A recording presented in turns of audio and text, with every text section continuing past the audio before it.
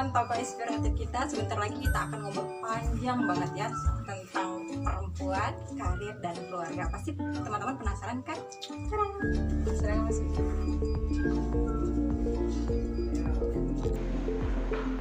Assalamualaikum warahmatullahi wabarakatuh. Bertemu lagi dengan saya Siti Aminah AR yang akan berbagi inspirasi motivasi kepada kalangan muda sekalian.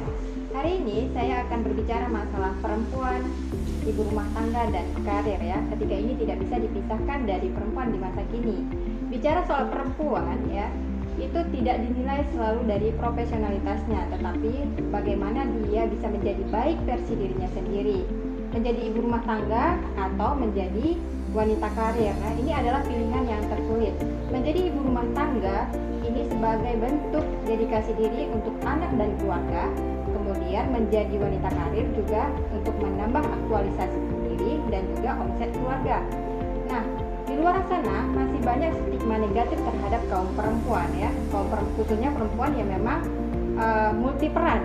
Artinya dia bisa menjadi ibu rumah tangga, bisa menjadi wanita karir. Semoga stigma itu ya bisa terpatahkan hari ini karena kita kehadiran narasumber yang sangat menginspirasi kita semua.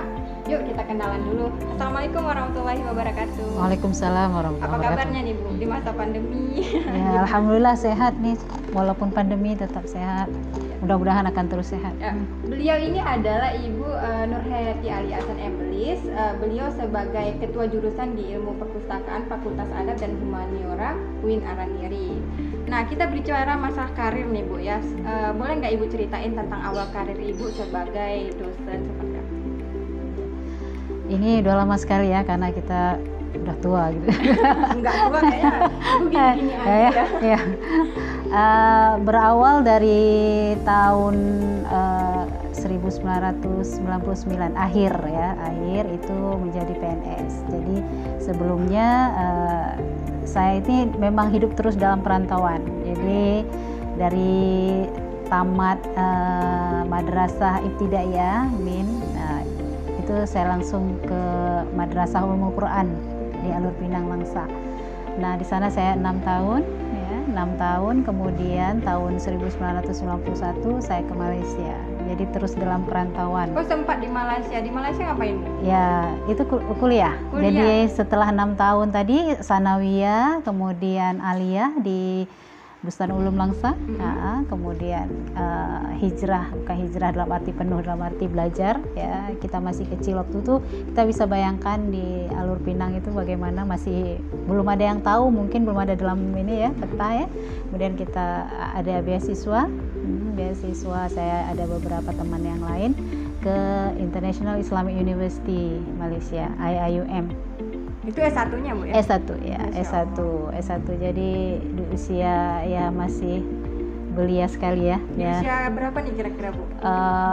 91 kalau saya lahir tahun 73 ya, bisa ditebak umur saya berapa sekarang. Jadi itu 17 ya atau 17 tahun ya. Jadi kemudian kita bersama teman-teman ada beberapa orang, di antaranya 2 saya dengan Ibu Herawati saat itu. Dan 3 yang laki-laki. Jadi kami 5 ya ke Malaysia, ada beasiswa ya ke IIUM, kita kuliah di sana. Jadi setelah dari tahun 91 sampai 99 artinya saya menyelesaikan S1 dan S2 di sana. Masya Allah ya, soalnya saya 90 baru lahir loh Bu. Nah itu makanya saya katakan sudah tua gitu. Tapi artinya masih awet muda nih, karena beliau juga sebagai dosen saya ya teman-teman. Nah bicara nih usia 17 tahun sudah hijrah ke Malaysia, kira-kira nikahnya di usia berapa ya Bu? Nikahnya setelah selesai ya, setelah selesai kuliah, jadi tahun 2000 ya. 2000 ya. Berarti kira-kira di usia 21 atau 20? Enggak, 27 waktu itu sudah. 27 ya. Oh, masih terbilang masih normal lah ya, Bu ya. Nah, setelah menikah Ibu berkarir di Banda Aceh atau langsung melanjutkan? Ya, jadi pada saat itu kebetulan ya kalau bicara tentang program ilmu perpustakaan itu di Aceh ini khususnya masih langka ya.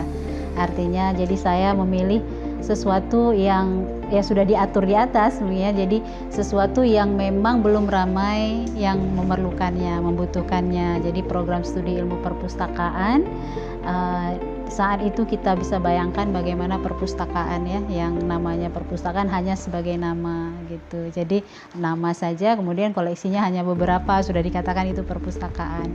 Jadi itulah dasar mungkin ya kita sangat berterima kasih kepada almarhum Prof. Safwan Idris yang sudah, kemudian Dr. Andes Fauzi Ismail almarhum juga yang sudah menginisiasi program studi ilmu perpustakaan itu. Jadi pada saat saya ke UIN Araniri itu sudah ada program D3 ilmu perpustakaan. Jadi masih D3. Jadi artinya kita sangat berterima kasih atas jasa-jasa mereka yang saya pikir sangat visioner gitu ya, karena mereka melihat ke depan ini harus ada orang yang mengelola informasi itu secara profesional gitu, dan melihat di lapangan ini belum ada. Nah gitu ya, jadi ini akan sangat diperlukan oleh masyarakat ke depannya. Nah, sehingga mereka membuka program studi ilmu perpustakaan walaupun hanya waktu itu D3, dan saya mengabdi di program studi ilmu perpustakaan D3 yang sebelumnya ya, jadi bisa dihitung dengan jari kita ini yang atau sebelah kanan atau sebelah kiri gitu ya. Jadi hanya yang pada saat itu ada Bapak Khatib yang baru yang ilmu perpustakaannya, kemudian sebelumnya sudah ada juga Pulang Pak Syukri gitu ya. Jadi yang basis ilmu perpustakaannya dari segi akademis ya hanya beberapa orang, yang lainnya yaitu pustakawan. Jadi terobosan-terobosan dilakukan pimpinan pada saat itu awal yaitu jadi alumni yang istilahnya double degree ya, artinya seperti Bapak Suherman, Pak Abdul Manar, mereka kan alumni Muslina, itu kan alumni-alumni yang dari bahasa Inggris kemudian ambil double degree Jakarta. Jadi memang terobosan-terobosan itu yang kita lihat bagaimana pimpinan melihat agar ini masyarakat ini mendapatkan informasi yang benar dikelola oleh profesinya ya, sehingga tidak mendapat informasi-informasi yang hoax yang seperti sekarang ya, banyak sekali. Jadi perpustakaan itu dikelola dengan baik sehingga siapapun yang ingin memanfaatkannya itu keluar dari perpustakaan itu puas gitu. Itulah peran pustakawannya ya, artinya sebagai mediator, fasilitator informasi yang ada di perpustakaan terhadap kita-kita yang masuk ke perpustakaan. Oke, baik, Bu. Ini menarik sekali ya, karena Ibu juga sudah lama di bidang ilmu perpustakaan. Itu setelah menikah atau memang sebelum menikah sudah bekerja sebagai dosen? Ini seperti apa? Oh ya, kebetulan saya sebelum menikah sudah, jadi pulang tadi cerita kembali ke awal, itu pulang dari Malaysia tahun akhir Desember ya.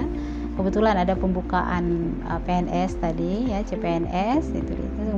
Alhamdulillah pada saat itu jadi semuanya ya memang dari yang di atasnya sudah ngatur saya dari sini pergi ke Malaysia, pulang sebentar ke Banda Aceh, kemudian lulus sebagai PNS. Jadi profesi saya langsung setelah itu jadi sebagai dosen. Jadi sebelum menikah memang sudah sebagai dosen. Setelah itu baru menikah nah, gitu. Menikah kira-kira tahun berapa, masih ingat nggak? Ya tahun 2000 berapa tahun ada 20. Kira-kira. Nah, berapa ini setelah menikah sudah berapa ya dikaruniai seorang anak? Ya tahun 2000 saya menikah, tahun 2001 saya dikaruniai anak satu orang perempuan, sekarang sedang kuliah di Mesir. Masya Allah. Jadi sekarang yang paling dewasa udah kuliah di Mesir. Iya. Itu berarti sampai sekarang udah berapa Bu anaknya? 4 ya, yang 4. Nah, sebagai ibu rumah tangga nih teman-teman, ribet banget ya. Gimana nih peran ibu sebagai perempuan juga sebagai ibu dan karir? Bagaimana ini ibu bisa memisahkannya seperti itu? Karena banyak di luar sana lah, kalau misalnya saya mikirin kerja di luar ya, sibuk-sibukan di luar, anaknya terlantar. Yeah. Faktanya di depan kita ini beliau anaknya sukses ya, beliau juga mampu berdedikasi. Seperti apa? Iya. Jadi begini, kalau kita katakan seorang ibu yang sempurna tentu tidak ya, artinya pasti ada katakanlah kendala, kekurangan di sana sini. Tetapi konsepnya adalah istilahnya partnership gitu ya, artinya kita melakukannya secara bersama. Di dalam keluarga itu harus ada kebersamaan. Jadi yang kesempurnaan yang tadi yang tidak mungkin itu akan kita minimalisir kalau kita lakukan secara bersama. Artinya bagi wanita yang bekerja, pastinya peran keluarga itu akan menjadi sangat penting.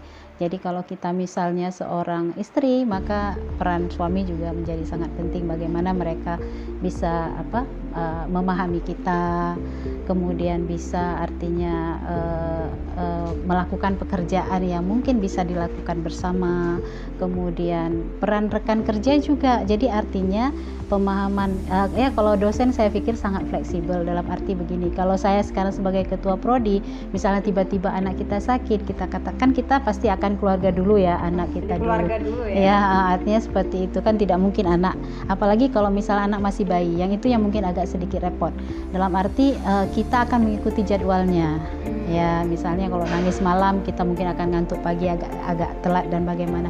Tentu peran rekan kerja juga menjadi. Jadi tolong ya di-handle ini dulu kalau sekretaris kita, rekan kerja kita, staf kita. Jadi kita juga harus jangan merasa bahwa kita itu di kantor itu, kalau kita sebagai, katakanlah saya sebagai ketua prodi, mereka adalah partner kita. Jangan kita merasa bahwa mereka harus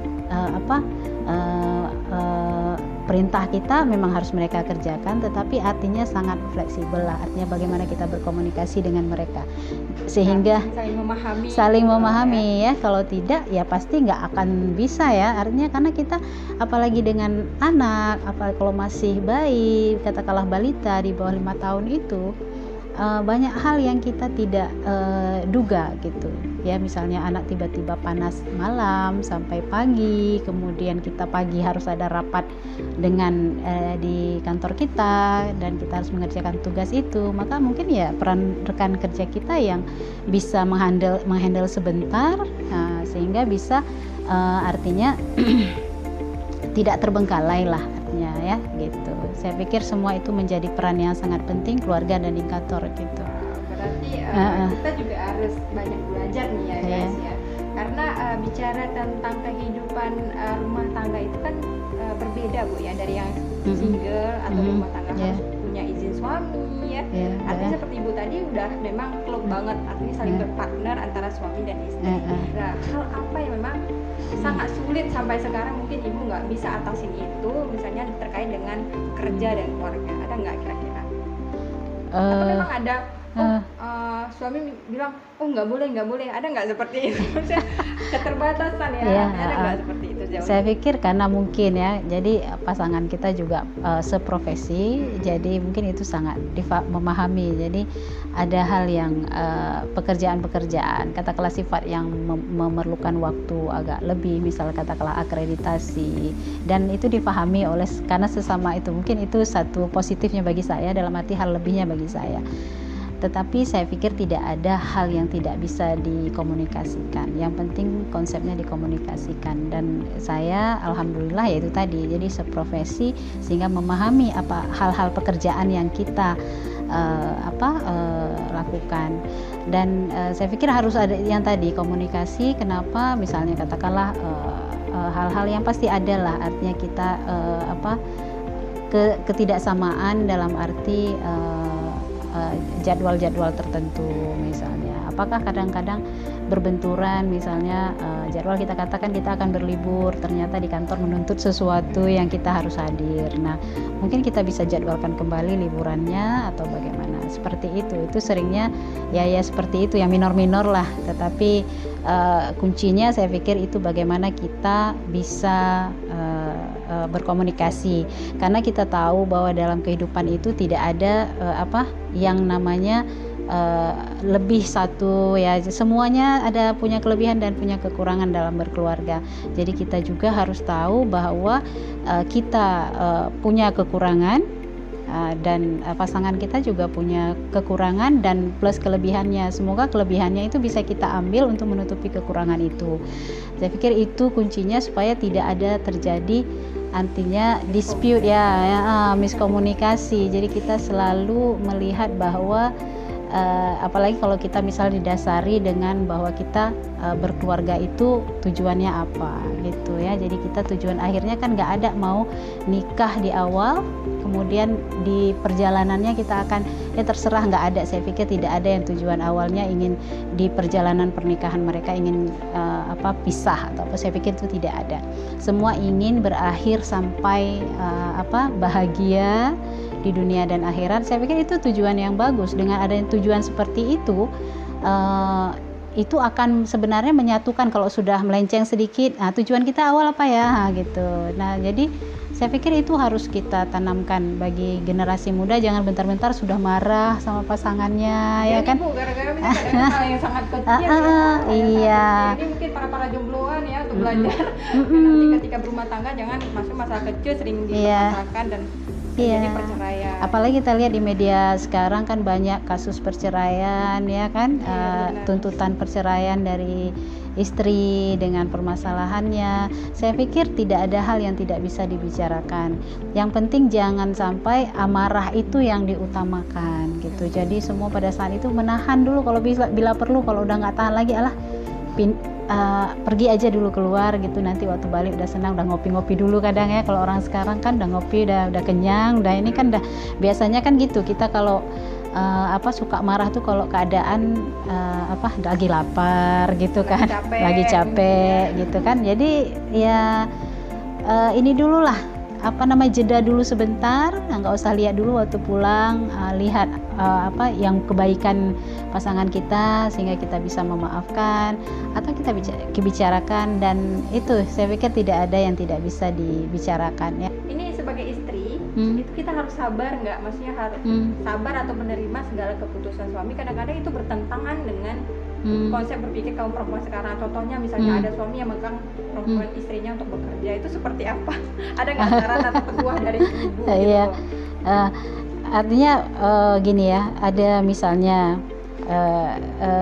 suami yang melarang istrinya untuk bekerja. Nah, tentu bisa dilihat mengapa gitu ya, mengapa dilarang. Jadi bisa dibicarakan dengan hal-hal yang baik dulu. Artinya kita juga harus menunjukkan, nah kita keluar bekerja itu juga nggak macam-macam gitu. Mungkin kadang-kadang kenapa suami atau pasangan kita melarang kita untuk bekerja, mungkin melihat figur kitanya gitu.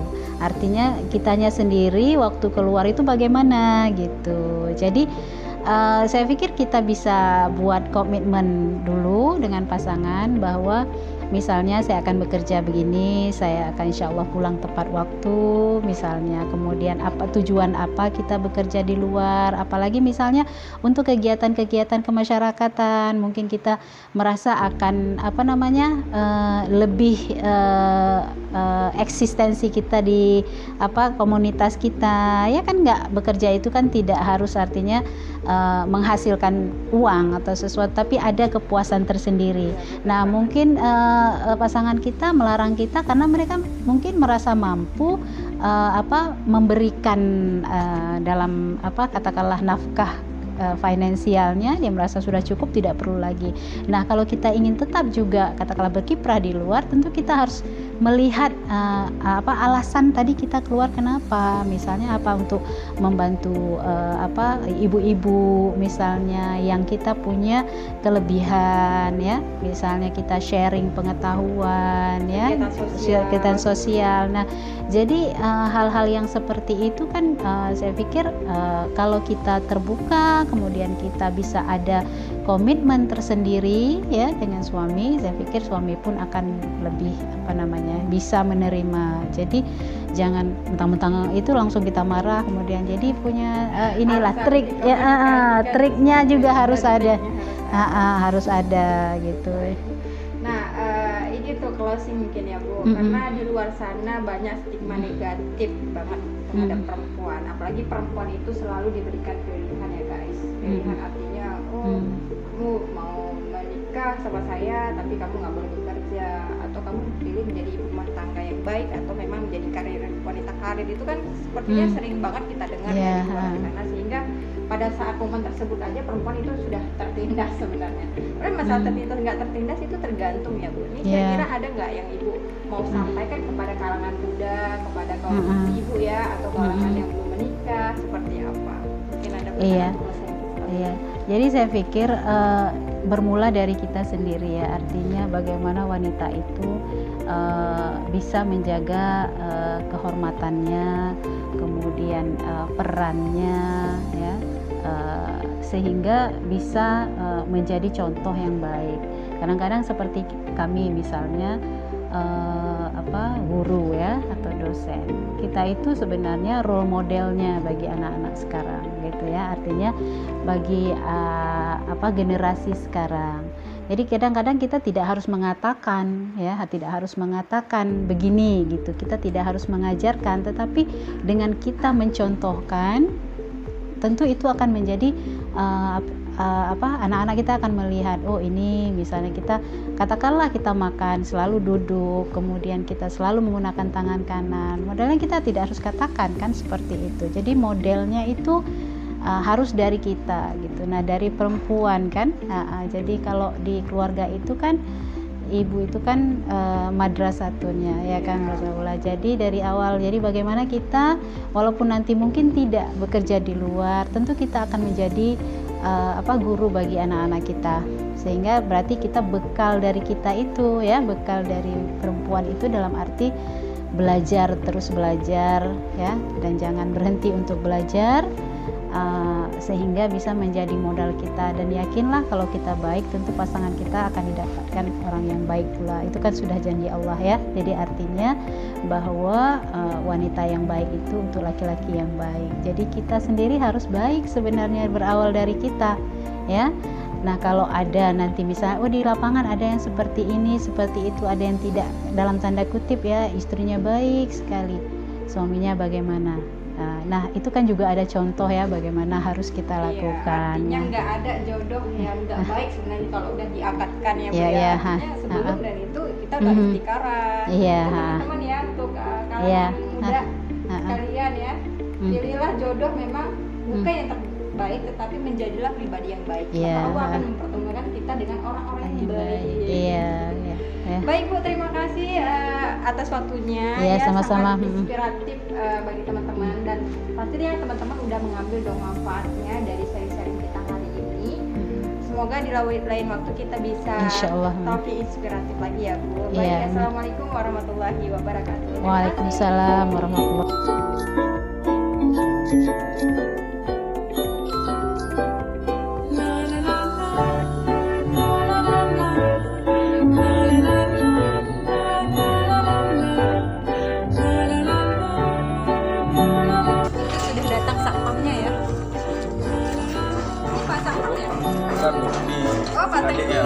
Adiknya atau Pak Sapam? Adiknya.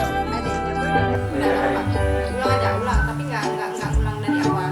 Ulang kameranya aja. Udah hidup lagi ya? Nah, boleh Bu.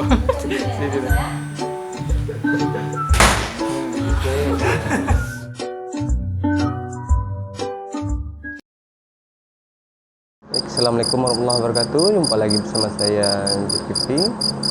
Bentar lagi kita akan menampilkan dialog antara kedua wanita super, yang dimana keduanya ini berpengaruh besar bagi generasi muda, khususnya yang berpengaruh di ilmu perpustakaan. Mereka sampaikan nanti. Baik, tanpa berlama-lama langsung saja kita mulai. See you, goodbye.